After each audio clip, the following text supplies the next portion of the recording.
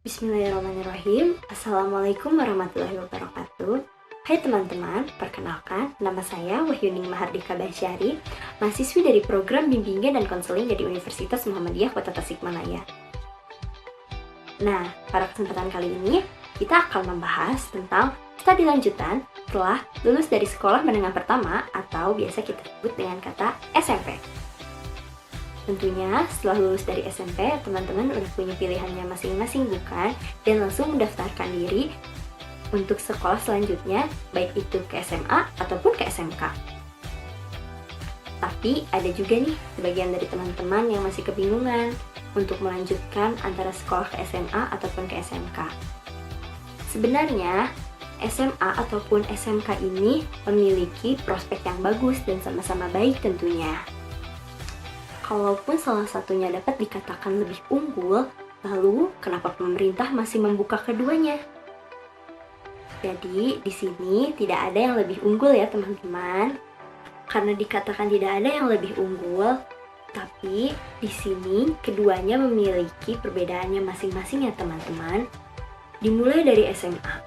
SMA atau yang biasa kita kenal dengan sekolah menengah atas, ini memiliki jenjang pendidikan selama 3 tahun, dimulai dari kelas 10, kelas 11, dan kelas 12. Materi pendidikan yang diberikannya pun bersifat teori yang mendalam. Lalu, ada karakteristik di SMA ini, yaitu teori yang diberikan itu cukup baik. Lalu, tentunya, di SMA ini memiliki karakteristik, yaitu 1. Penguasaan teori yang baik. 2. Mata pelajaran yang bersifat pengetahuan. 3. Sedikit memperoleh ilmu praktik. Dan 4. Mempersiapkan jenjang selanjutnya atau biasa kita sebut dengan PTN atau perguruan tinggi negeri.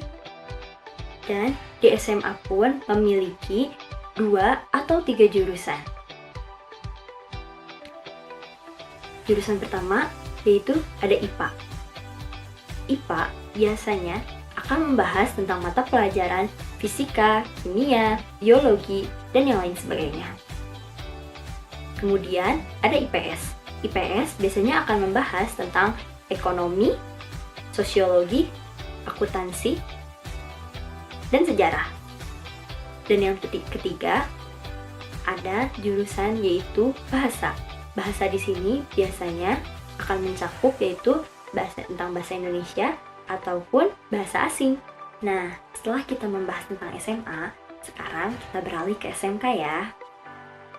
SMK singkatan dari Sekolah Menengah Kejurusan, yang dimana sekolah tersebut tentunya memiliki berbagai jurusan, yang dimana jurusan tersebut memiliki berbagai jurusan untuk menunjang kebutuhan keterampilan siswa-siswi di masa yang akan datang.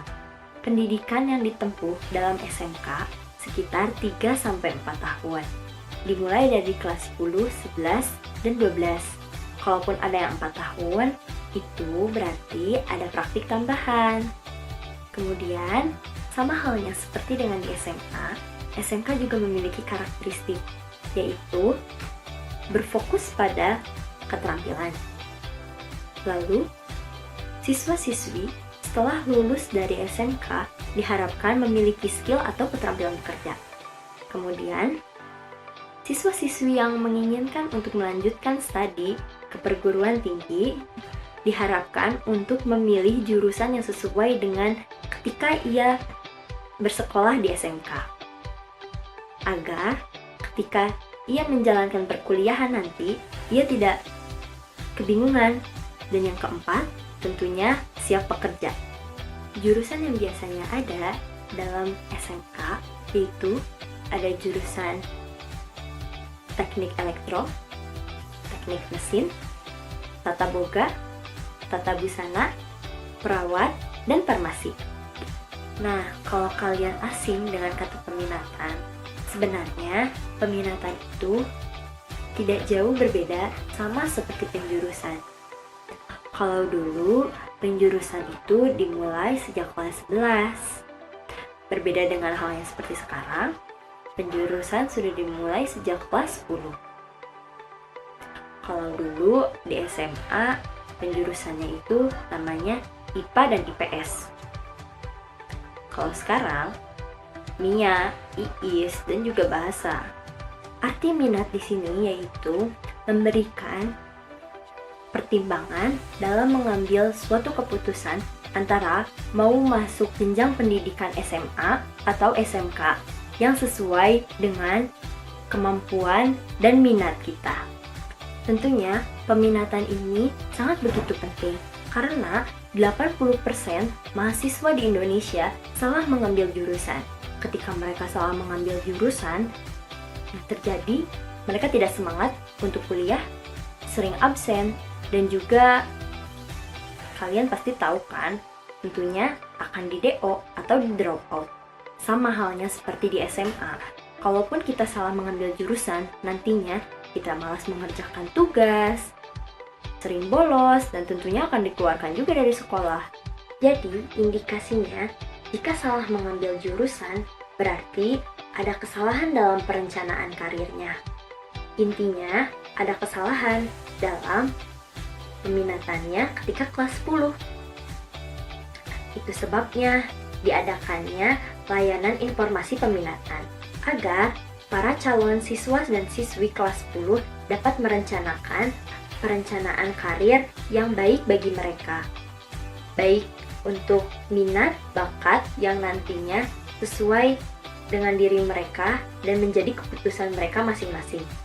Jika ditanya, apa sih pentingnya peminatan itu?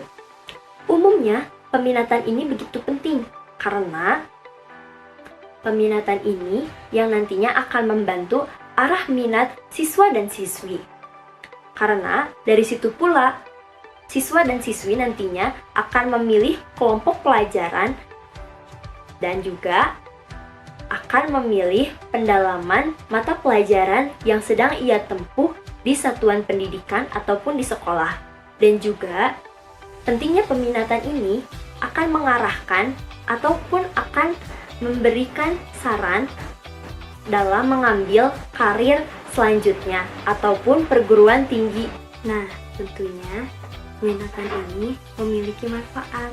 Di antaranya yaitu kita dapat mengidentifikasi kemampuan kita sendiri.